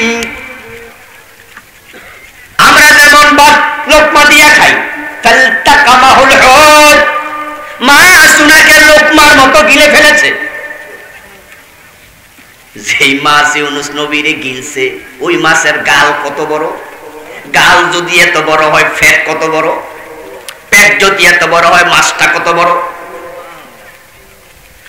ইউনূস নবী মাছের পেটে ছিলেন 40 দিন। ফালাউলা আন্নাহু কানা মিনাল মুসাব্বিহিন লালাবিসা ফি বাতনিহি ইলা ইয়াউমিন ইউবআসুন। আল্লাহ তাআলা বলেন, ইউনূস যদি মাছের পেটে লা ইলাহা ইল্লা আনতা না পড়তো, আমি কিয়ামত পর্যন্ত মাছের পেটে আটকায়া রেখে দিতাম। লালাবিসা ফি বাতনিহি ইলা ইয়াউমিন ইউবআসুন, মাছের পেটে রেখে দিতাম, সে থাকতে হতো। লামে তাকিদ। কিন্তু 40 দিন পরে তিনি পড়েছেন, লা ইলাহা ইল্লা আনতা সুবহানাকা ইন্নী কুনতু মিনাজ জালিমিন। আল্লাহ, আমার ভুল হয়ে গেছে, তুমি বহুত পবিত্র, তোমার প্রশংসা করছি, পবিত্রতা বর্ণনা করছি, আমি জুলুম করেছি। আল্লাহর প্রেমের সাগরে, রহমতের সাগরে জোয়ার উঠে গেছে। বান্দা যখন তাওবা করে, আল্লাহ ক্ষমা করতে দেরি করে না।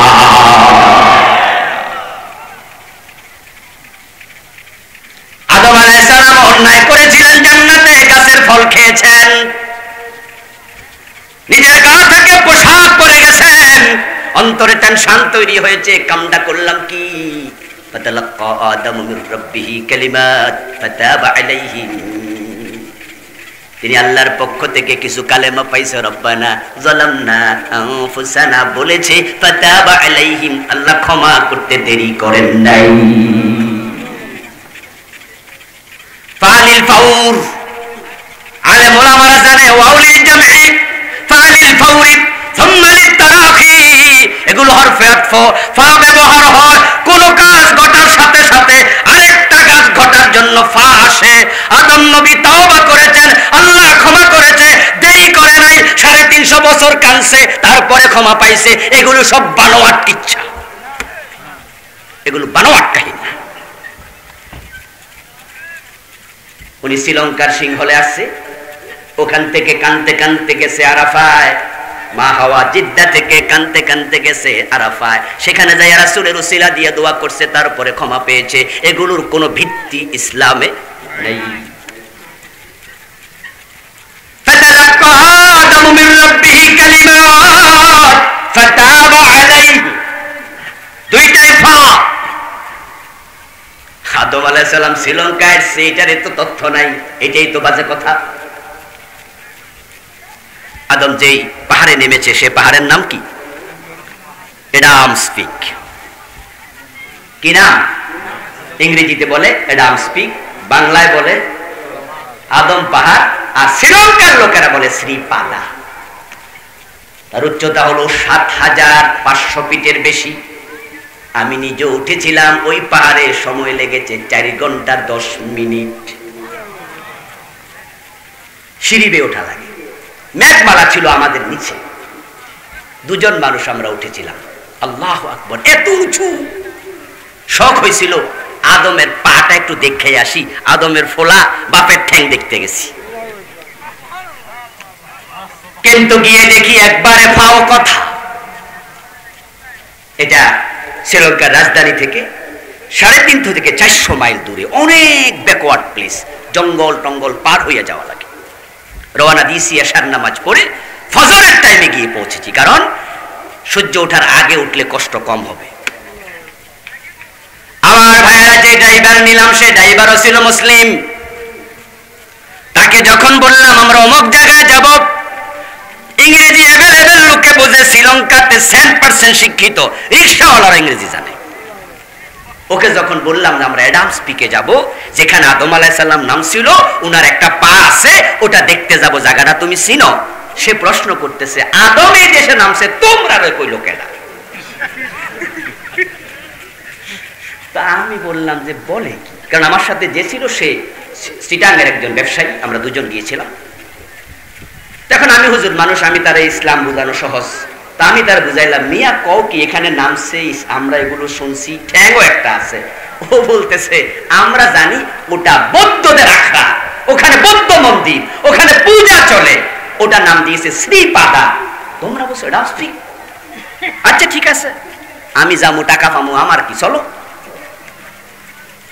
৭,৫০০ ফিট উপরে উঠলাম, উঠে দেখি ঠিকই একটা বৌদ্ধ মন্দির, চারপাশে বৌদ্ধ ভিক্ষুরা অংমং চং পং পং পং পং পং করতেছে আর সেজদা দিচ্ছে লোকজন, নাউযুবিল্লাহ। সেখানে পুলিশ আছে, জিজ্ঞাসা করলাম পুলিশকে, ভাই আমরা তো আদমের ঠ্যাং দেখতে আইছি, ঠ্যাং কই? পুলিশ বলতেছে হুজুর ওই যে একটা ঘর দেখেন জনাব, ওই যে ঘর দেখেন মিস্টার, ওই ঘরের মাঝে আছে একটা বড় মাপের, একবারে 10 ফিট বাই 10 ফিট লম্বা, এরকম চৌড়া একটা বিছনা চাদর, এর নিচে কিছু একটা আছে শুনছি, ওখানে যান। তা আমি জিজ্ঞাসা করলাম ভাই তুমি কি দেখছো কোনোদিন? কয় না, আমি শুনছি আছে। কি আছে? কয় কি যে আছে জানি না, কিছু একটা আছে। গভীরতা কত? কয় 10 ফিট 10 ফিট ডিপ, 10 ফিট গভীর। এত ফিট গভীর অন্ধকার, তো অন্ধকার লাইট আছে? কয় না। তো দেখলা কেমনে? কয় দেখি নাই তো, শুধু শুনছি। আসলে বাস্তবতা হলো সেখানে তারা বৌদ্ধ মন্দির বানায়া একটা ব্যবসার জায়গা খুলেছে, টুরিস্টরা যাবে, সরকারের 2 পয়সা কামাই হবে, একটা বড় মাপের ধোঁকাবাজি। আরেকটা ব্যাপার হলো, আদমের কি ঠ্যাং দুইটা না একটা? এক ঠ্যাং থাকবে কেন ওখানে? আদমের পা যদি থাকে একটা কেন থাকবে? ইব্রাহিমের পা এখনো মক্কার সামনে আছে না নাই? কথা বলেন না, কাবার সামনে আছে না নাই? হাজী সাহেবরা কি দেখে নাই? পাথরের মাঝে ইব্রাহিম আলাইহিস সালামের পা এখনো আছে। কি একটা না দুইটা? আদমের একটা থাকবে কেন? আসলে ফাও। আদম আলাইহিস সালাম কেটেছেন 350 বছর, তারপরে তিনি কাবার আপনার যে আরাফার মাঠে গিয়ে দোয়া করলেন, وبحق محمد لما غفرت لي قال تعالى كيف عرفت محمد قال لما خلقتني بيدك ونفخت في من روحك رفعت رأسي ورأيت على قوائم العرش مكتوبا لا إله إلا الله محمد رسول الله فعلمت إنك لم تضف إلى اسمك إلا حب الخلق إليك قال صدقت يا آدم لولا محمد لما خلقتك هذا حديث موضوع। এই মাইকওয়ালা ফেরাতে কইছিন একটা ফিরাইছো, ইশারা দিচ্ছ কেন? বুঝি না কি আওয়াজ কই? আওয়াজ কই? আরে ভাই ফিরালে তো আওয়াজ ঠাস ঠাস করে হবে। কই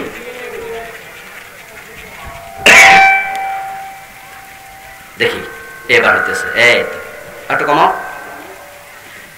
হরণ হিরাইছে কিন্তু আওয়াজ দিছে না।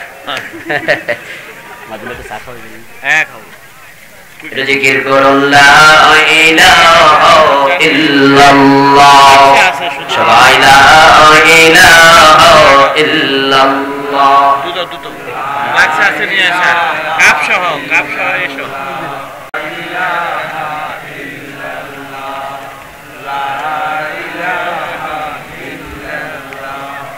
লা ইলাহা ইল্লাল্লাহ, লা ইলাহা ইল্লাল্লাহ মুহাম্মাদুর রাসূলুল্লাহ। আমার বন্ধু বলতেছিলাম, আল্লাহ তাআলা মেরাজে নিতে অক্সিজেনের প্রয়োজন নাই। ইউনূস নবী মাছের পেটে 40 দিন ছিলেন। ওই মাছ ছিল সাগরে, পানির তলাতে আমরা যখন ডুব দেই বলুন তো তখন কি অক্সিজেন পাওয়া যায়? আরে কুয়ার গোসল করছেন না পুকুরে? জবাব দেন, ডুব দিলে অক্সিজেন পাওয়া যায়? তো 40 দিন মাছ তো পানির নিচে ছিল। সেখানে ইউনূস আলাইহিস সালামকে বাঁচাইছে কে? বিশ্ব নবীর মেরাজে নিছে কে? আচ্ছা, তাহলে অক্সিজেন মোটামুটি না লাগলো চলে, কিছু তো বুঝলেন। আচ্ছা, ইব্রাহিম আলাইহিস সালাম আগুনের ভিতরে ছিলেন নমরুদের কতদিন? তাফসীর ইবনে কাসির প্রণেতা লেখেন 40 ইয়াওমা, 40 দিন। আগুনের ভিতরে তো বাতাসই নাই, বাতাস যেখানে নাই অক্সিজেনও সেখানে থাকে না। ইব্রাহিম আলাইহিস সালাম বাঁচলেন আগুনের ভিতরে এত ভালোভাবে, উনি হায়াত পেয়েছিলেন 250 বছর। জীবনের শেষ দিকে সন্তানদের সাথে নাতিপুতির সাথে জীবনের কারগুজারি করতেন। ইব্রাহিম নবী বলতেন, আমার পুরা জীবনে লম্বা হায়াতে যত স্বাদ আল্লাহ উপভোগ করেছি, মজা আরাম পেয়েছি, সবচেয়ে বেশি আরামে ছিলাম নমরুদের আগুনের ভিতরে। বাঁচাইছে কে? আল্লাহ। নবী মুহাম্মদকে মেরাজে নিছে কে? মায়ের পেটের সন্তান নরমালি থাকে 9 মাস 10 দিন, জীবিত থাকে সেখানে 5 মাসের বেশি। আমাদের দেশে কয় 10 মাস 10 দিন, কথাটা সঠিক নয়।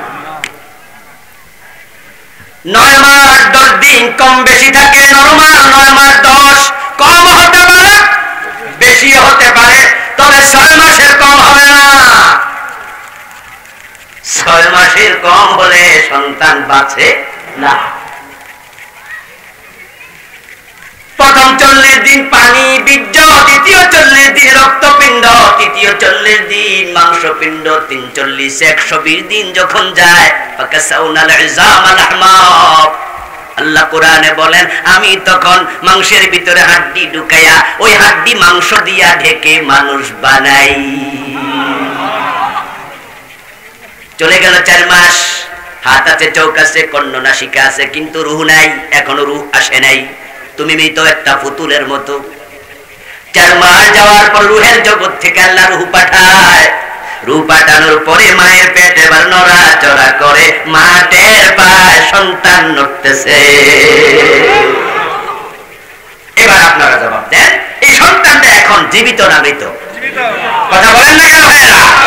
বলে জীবিত না মৃত? জীবিত লোকের অক্সিজেন দরকার আছে না নাই?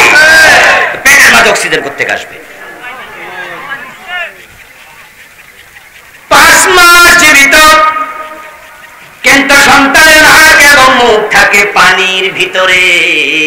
সুবহানাল্লাহ। মায়ের পেটে রক্ত মিশ্রিত পানির মাঝে আল্লাহ সন্তানকে ডুবাইয়া রাখছে। তার নাকটা তার মুখটা পুরাটা পানির ভিতরে এমনি থাকে।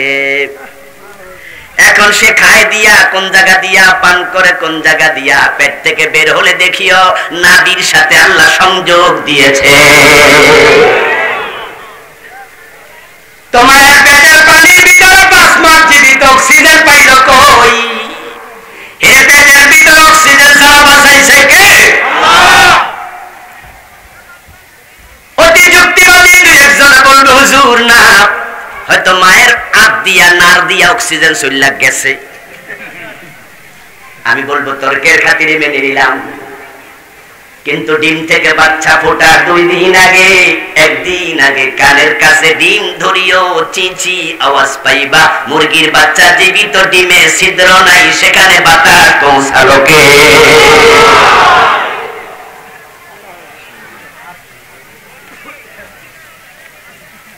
মেয়েরা যেমন আল্লাহ করাইছে, বারাকনা হাওলাহু, চিৎকার দিয়ে সুবহানাল্লাহ বলেন। আল্লাহ বলে যাওয়ার সফরের রাস্তা আমি বরকত দিয়ে ভরপুর করেছি। আমার বন্ধু, যে বিজ্ঞানীরা বলে 25,000 গতিবেগ যদি হয়, গ্রাভিটেশন ফোর্স ভেদ করে আকাশে যাওয়া যায়। ও মিয়া, তোমাদের আজকে গতি বিজ্ঞান 25,000 বেগের বেশি জান আবিষ্কার করেছে বিজ্ঞানীরা, কিন্তু আমার আল্লাহ নিয়েছে বোরাকে সরাইয়া। বোরাক হলো বারকুন শব্দ থেকে, বারকুন মানে বিদ্যুৎ, কাহরুবা। বিদ্যুতের গতি তো ঘন্টা 25,000 মাইল নয়, সেকেন্ডে 1,86,000 মাইল।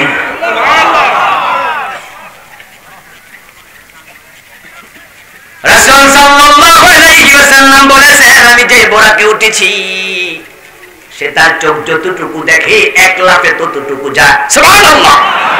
তাহলে আমরা একবার চোখে কতটুকু দেখি? সুতরাং মেরাজ স্বীকার যারা করবে তারা কাফের হবে। তোমরা কাফের হও, আমাদের কিছু আসে যায় না। আমরা আবু বকরের মতো মুমিন হতে চাই। মেরাজ হয়েছে, কোনো সন্দেহ নাই। এ ব্যাপারে অসংখ্য হাদিস। যদি সেটা স্বপ্ন যোগে হতো তাহলে কাফেররা হইচই করা কোনো দরকার ছিল না। নতুন মুসলমান কতিপয় মুরতাদ হয়ে গেছে, এটাও দরকার ছিল না। কারণ স্বপ্নে আসমানে কেন, স্বপ্ন তো কত জায়গায় যাওয়া যায়। আমরা নিজেরাও তো মাঝে মাঝে স্বপ্নে মক্কা শরীফ যাই গিয়া, ঠিক না? স্বপ্ন তো স্বপ্নই, হইচই করার কি আছে? আবু বকর রাদিয়াল্লাহু তাআলা আনহু বিনা হিসাবে মেনে নিয়েছেন, সিদ্দিক হয়ে গেছে। ওই মেরাজ আমরা বিনা হিসাবে মানতে চাই, বিনা যোগ অঙ্ক ছাড়া মানতে চাই, বিনা গবেষণায় মানতে চাই। কারণ ইমানদার হতে হলে আল্লাহ যা বলে, রাসূল যা বলে, বিনা চিন্তায় মানতে হবে, এটা আবশ্যক। আচ্ছা, এখন মেরাজ নিয়ে হাদিস সংখ্যা শত শত, হাদিসের বর্ণনাকারী 50-এর ঊর্ধ্বে। কিন্তু পরিতাপ হলো, এরপরও আমাদের দেশে এই মিরাজ নামে অনেক রকমের কল্প কাহিনী প্রচলিত হয়ে গেছে, যেগুলোর সাথে মিরাজের বাস্তব কোনো সম্পর্ক নাই। আমি আমার বইটাতে হাদিস আনছি 41টা। কোন কোন আছে 7 পৃষ্ঠা লম্বা, 4 পৃষ্ঠা, 5 পৃষ্ঠা লম্বা। শুধুমাত্র যদি কিসসা কাহিনী বানায়া না বলে মেরাজের অরিজিনাল কাহিনী খতিবরা জুমায় বলতে চায়, মেরাজের হাদিসগুলো শুধু অনুবাদ শোনাতে থাকলে 2-4 জুমা লাগবে, 5 জুমা 7 জুমা লাগবে। বানোয়াট কিসসা বলার কোনো দরকারই নাই। কিন্তু আজকে আমাদের আমলে বেদাত ঢুকেছে। মেরাজের কাহিনীতে কল্প কাহিনী ঢুকেছে, যেগুলোর সাথে প্রকৃত মেরাজের কোনো সম্পর্ক নাই। আমরা আলেম ওলামারা ইসলামের পাহারাদার, ইসলামের পাহারাদার। ভালো করে শোনেন আলেম ভাইরা, অধিকাংশ আলেম মেরাজের কাহিনী যখন বলতে যায় তখন তারা নবী মুহাম্মদ সাল্লাল্লাহু আলাইহি ওয়াসাল্লামকে শুরুতেই একবারে দুনিয়া থেকে ধইরা নিয়ে আরশে আজিমে তুইলা দেব, যে আল্লাহ তার রাসূলকে আরশে নিয়ে গেছে। আবার কেউ কেউ বলে পায়ের মাঝে জুতাটাও ছিল।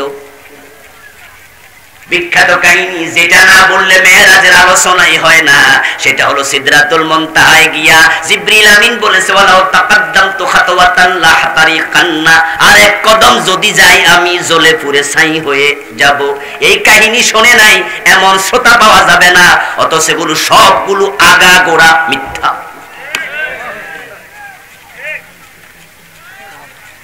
জিবরিল আমিন বলেছেন আমি এক কদম সামনে গেলে চলে যাব, আপনি যান। অথচ আল্লাহর কোরআন পড়ে দেখবেন অসংখ্য ফেরেশতা আল্লাহর আরশের চারপাশে দাঁড়ায় আছে, তারা কেউ জ্বলে নাই। আল্লাহর আরশে আজিম কান্দে নিয়ে খাড়ায় আছে, এমন ফেরেশতাও আছে না নাই? ইয়াহমিলু আরশা রাব্বিকা ফাওকাহুম ইয়াওমা ইযিন সামানিয়া। আল্লাহ কোরআনে বলেন আপনার রবের আরশ কান্দে নিয়া 8 জন ফেরেশতা দাঁড়ায় আছে। আল্লাযীনা ইয়াহমিলুনাল আরশা, আল্লাহ একাতে বলে যারা আরশ বহন করে আছেন। ওয়া তারাল মালাইকাতা হাফিনা মিন হাওলিল আরশ ইউসাব্বিহুনা বিহামদি রাব্বিহিম। ও নবী, আরশের চারপাশে ফেরেশতা গোল হইয়া দাঁড়ায় আল্লাহর তাসবিহ পড়তেছে। বাংলাদেশে নামাজের কাতার কি বাঁকা না সোজা? মক্কা শরীফের নামাজের কাতার কি বাঁকা তেরা না গোল? বাংলাদেশেরটা সোজা, কিন্তু কাবার অঙ্গনে কাতার গোল। এর কারণ মানুষ কাবাকে সামনে রেখে নামাজ পড়ে, আর সে আজিমের চারপাশে ফেরেশতা হাফিজ গোল হইয়া দাঁড়ায়া তাসবিহ পড়ে। তাফসীরে পাওয়া যায় সাফফুহুম মিআতু আলফ ওয়া লা ইহসা আদাদুহুম, চারপাশে কাতার সংখ্যা হলো 1 লক্ষ, প্রতি কাতারে ফেরেশতার সংখ্যা কত কেউ জানে না। লাখ লাখ কোটি কোটি ফেরেশতা আরশের চারপাশে খাড়াইয়া তাসবিহ পড়ে, একজনও জ্বলে না। 8 জনে কান্দে লইয়া খাড়াই রইছে, তারাও জ্বলে না। অথচ ফেরেশতাদের নেতা জিবরাইল কয় এক কদম গেলে জ্বলে যাব। নেতা যাইতে পারে না, কর্মী কান্দে লইয়া খাড়াই থাকে। এই জাতীয় বানানো কিসসা কাহিনী দিয়ে আজকে মানুষ বিভ্রান্ত হচ্ছে। যারা গরম সুন্নি বাংলাদেশে বেদাতি আছে, তারাই কাহিনীকে পুঁজি কইরা মুশরিক হচ্ছে, মানুষকে মুশরিক বানাচ্ছে। তারা বলতে চায় জিবরিল যাইতে পারলো না, আমার নবী চলে গেল আরশে। কেমনে গেছে জানোনি? পাবলিক কয় কেমনে? তারা কয় কারণ আমাদের নবী আল্লাহর নূর, আল্লাহর জাতি নূর, জিবরাইল নূর, কিন্তু যাইতে পারলো না। 1 কদম গেলে চলে যাবে। আর নবী চলে গেল মেরাজের রাতে, আরশে জুতা নিয়ে উঠেছে। কারণ তিনি জুতা খুলতে যখন চাইলেন তখন বলা হলো খুলবেন না, আপনার পায়ের দুলি দিয়া আরশে আজিম গর্বিত হবে। রাসূল নাকি জুতা লইয়া উঠে গেছে। কি আশ্চর্য কাহিনী! ওই জুতাগুলা তো কাবা মক্কার বাজার থেকে কিনছে। ওই মক্কার বাজারে বানানো জুতার দাম বেশি, জ্বলে না। জিবরিল জ্বলা যায়, জিবরিলের দাম বুঝি জুতার চেয়েও কমে গেছে।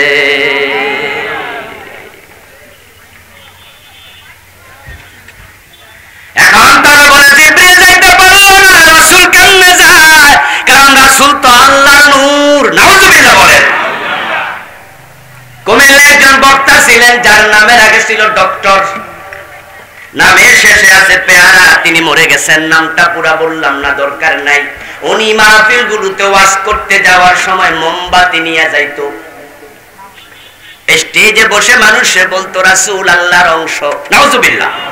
আল্লাহ যখন রাসূলকে বানাতে মনস্থ করলেন, তখন নিজের বুকের দিকে একটা থাপ এরকম করে খামসি মারলেন। খামসি মেরে এক মুঠ নূর নিলেন, তারপর বললেন কোন মোহাম্মদ, মোহাম্মদ হয়ে যাও। তখন রাসূল জন্ম হয়ে গেছে, সৃষ্টি হয়ে গেছে। তো রাসূল আল্লাহর অংশ, জিবরিল যেতে পারে নাই, রাসূল গেছে, কারণ তিনি তো আল্লাহর নূর। নাউজুবিল্লাহ বলবেন না? এজন্য তারা বলে মোহাম্মদ খোদা নিহি, আবার খোদা সে জুদা বিনিহি। এবং তাদের কেউ কেউ একবার কয় আকাশে যিনি আল্লাহ, জমিনে তিনি মোহাম্মদ। কয় তিনি শুধু মিমের পর্দা লই আইছে, আহমদের মিমের পর্দা তুলে দেরে মন, দেখবি সেটায় বসত করে আহাদে নিরঞ্জন। অথচ আল্লাহ হাবিব সাল্লাল্লাহু আলাইহি ওয়াসাল্লামকে ছেড়ে জিবরিল আমিন সেই সফরে লাম ইউরিফা লাম ইউফারিকিন নবী সাল্লাল্লাহু আলাইহি ওয়াসাল্লাম তিলকাল লাইলা লাহজাতান ওয়াহিদা ফি সিদরাতিল মুনতাহা ওয়া ফি গায়রিহা। বিশ্ব নবীকে সেই রাত্রিতে জিবরিল আমিন এক সেকেন্ডের জন্য আলাদা করেন নাই। রাসূল নিজে বলেন আমি সিদরাতুল মুনতাহা পার হয়ে উপরে উঠেছি, কতটুকু উঠেছি তা শোনো। সেটা হলো শরীফে আকলাম পর্যন্ত। একটা মহাশূন্যে আমি পৌঁছলাম, পৌঁছে শুনি খসখস খসখস করে কলম দিয়ে কাগজে লেখার আওয়াজ আমার কানে আসছে। আমি জিবরিলকে জিজ্ঞেস করলাম ভাই আমার এই শব্দগুলো কিসের? জিবরিল আমিন জবাব দেয় এগুলো তাকদীরে লেখা হচ্ছে সেই শব্দ। কুল্লা ইয়াউমিন হুয়া ফি শান, প্রতিনিয়ত আল্লাহ কর্মে রত, অর্ডার করতেছেন, ফেরেশতা লিখতেছে। কত রাজার কাঙ্গাল বানায়, কত কাঙ্গাল রে রাজা বানায়, কত পাহাড়কে সমুদ্রে মিলায়া দেয়, আবার সাগরের মাঝখানে চর গজায়া দেয়, কত মানুষের জান কেড়ে নেয়, কত নতুন প্রাণ দুনিয়ায় পাঠায়, ও ফেরেশতা সব লিখতেছে। ওয়া কুল্লা শাইইন আহসাইনাহু কিতাবা। রাসূল সাল্লাল্লাহু আলাইহি ওয়াসাল্লাম বলতেছেন আমি গেলাম শরীফে আকলামে, সেখানে গিয়ে আমি জিবরিলের প্রশ্ন করি কিসের আওয়াজ? জিবরিল জবাব দেয় তাকদীরে লেখার আওয়াজ। আর আপনি বলতেছেন সিদরাতুল মুনতাহা পার হইয়া নাকি যায় নাই, গেলে নাকি জইলা যাবে। রাসূলকে আমি জিবরিল যে প্রশ্ন করি সে জবাব দেয়। সুতরাং মিথ্যা কাহিনী থেকেও মেরাজকে হেফাজত করতে হবে। আমরা আলেমরা দ্বীনের পাহারাদার, দ্বীনের মাঝে কিছু ঢুকতেও দেয়া যাবে না, দিন থেকে কিছু বাদ পড়তেও দেয়া যাবে না। এখন এই মেরাজকে কেন্দ্র করে আজকে রাতে অনেকে ইবাদত করতেছে। বিভিন্ন জায়গা থেকে আমার কাছে আজকে প্রশ্ন আসছে কয়েকটা মোবাইলে, হুজুর রোজা কি আগামী দিন রাখমু নাকি আজকে? হুজুর নামাজ আজকে কয় রাকাত? মেরাজকে কেন্দ্র করে 12 রাকাত নফল নামাজ চালু করছে। কেউ আগামী দিন রোজাও রাখবে। অথচ বন্ধু মেরাজকে কেন্দ্র করে কোন ইবাদত হাদিসে পাওয়া যায় না। মেরাজকে কেন্দ্র করে ইবাদত কেমনে পাবে? মেরাজ হয়েছে সত্য, কিন্তু কত তারিখে হয়েছে এটাই তো হাদিসে নাই, মাসও নাই, বছরও নাই, তারিখও নাই। আল্লামা ইবনে হাজার আসকালানী রাহিমাহুল্লাহ ফাথুল বারীতে মেরাজ কয় তারিখে হয়েছে এটা নিয়ে উদ্ধৃতি এনেছেন 8টা। কেউ বলেছে হিজরির একবারে দ্বিতীয় হিজরিতে, কেউ বলেছে না হিজরতের 1 বছর আগে, কেউ বলেছে 3 বছর আগে, কেউ বলেছে 5 বছর আগে, কেউ বলেছে রমজানে, কেউ বলেছেন রজব মাসে, কেউ বলেছেন শাওয়াল মাসে। এক এক ঐতিহাসিক এক একটা বলেছেন। আল্লামা ইবনু হাজাম রাহিমাহুল্লাহ বলেছেন 26শে রজব দিবাগত রাত্রে। তাহলে আবার আপনারাই বলুন এই যে আজকের তারিখে মেরাজ হয়েছে এটা আল্লাহ রাসূলের কথা না একজন ঐতিহাসিকের কথা? এর মানে এই দাঁড়ালো কয় তারিখে হয়েছে এটা রাসূলও বলে নাই, আল্লাহও বলেন নাই। সুতরাং এই দিনকে কেন্দ্র করে কোন রোজা নামাজের প্রয়োজন নাই। তবে হ্যাঁ, আপনি যে কোনদিন রোজা রাখবেন জায়েজ আছে, 5 দিন হারাম, ঠিক না? রমজান, ঈদে আর কোরবানের কয়দিন? কোরবানের ঈদে 4 দিন, ঈদের দিন তারপরে 3 দিন। এছাড়া আপনি যখন মন চায় রোজা রাখবেন। তবে শুধু শুক্রবারে রাখা মাকরুহ, শুধু শুক্রবারে রাখবেন না, সাথে একটা মিলে রাখবেন। রাসূল সাল্লাল্লাহু আলাইহি ওয়াসাল্লাম শুধু শুক্রবারে রোজা রাখাকে পছন্দ করতেন না। রাখলে গুনাহ হবে না, মাকরুহ হবে, অসুন্দর, অপছন্দনীয়, মিলালে সুন্নাহ ভালো হয়ে যাবে। কিন্তু মেরাজকে কেন্দ্র করে রাসূল রাখেন নাই, সাহাবারা রাখেন নাই, তাই নতুন করে কোনো বেদাত চালু করা যাবে না। মেরাজ করে বিশ্বনবী ফিরতেছিলেন, ষষ্ঠ আকাশে এসে হযরত মুসার সাথে দেখা হয়ে গেল। মুসা আলাইহিস সালাম বিশ্বনবীকে সামনে পেয়ে বলতেছে, বিমা উমিরতা, হে প্রিয় নবী, আল্লাহ ডেকে এনেছেন, নিশ্চয়ই তিনি খালি হাতে ফিরাচ্ছেন না, স্পেশাল কিছু দিয়েছেন, আমিও বুঝি, তবে জানতে চাই দিয়েছেটা কি? রাসূল সাল্লাল্লাহু আলাইহি ওয়াসাল্লাম বললেন, উমিরতু 50 সালাহ ফি কুল্লি ইয়াউমিন ওয়া লাইলা, রাত এবং দিনে 50 ওয়াক্ত নামাজ আমার জন্য, উম্মতের জন্য আল্লাহ হাদিয়া দিছে।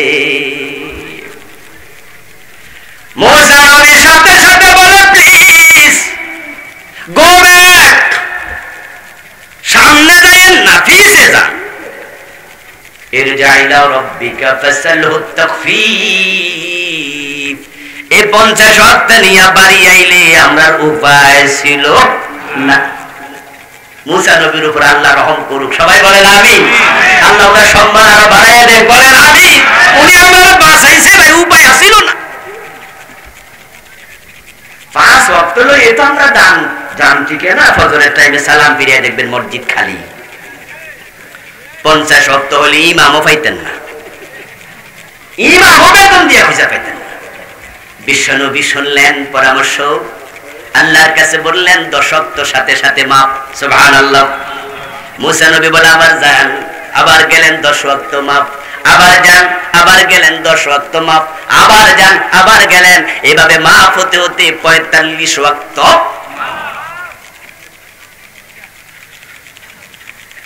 এই হাদিস থেকে শিক্ষা, নবী মুহাম্মদ সিনিয়র, শ্রেষ্ঠ নবী, বড় নবী, সম্মানের দিক থেকে অনেক বড়, কিন্তু যার সম্মান তুলনামূলক কম, তার পরামর্শ শোনার মাঝে কল্যাণ আছে না নাই?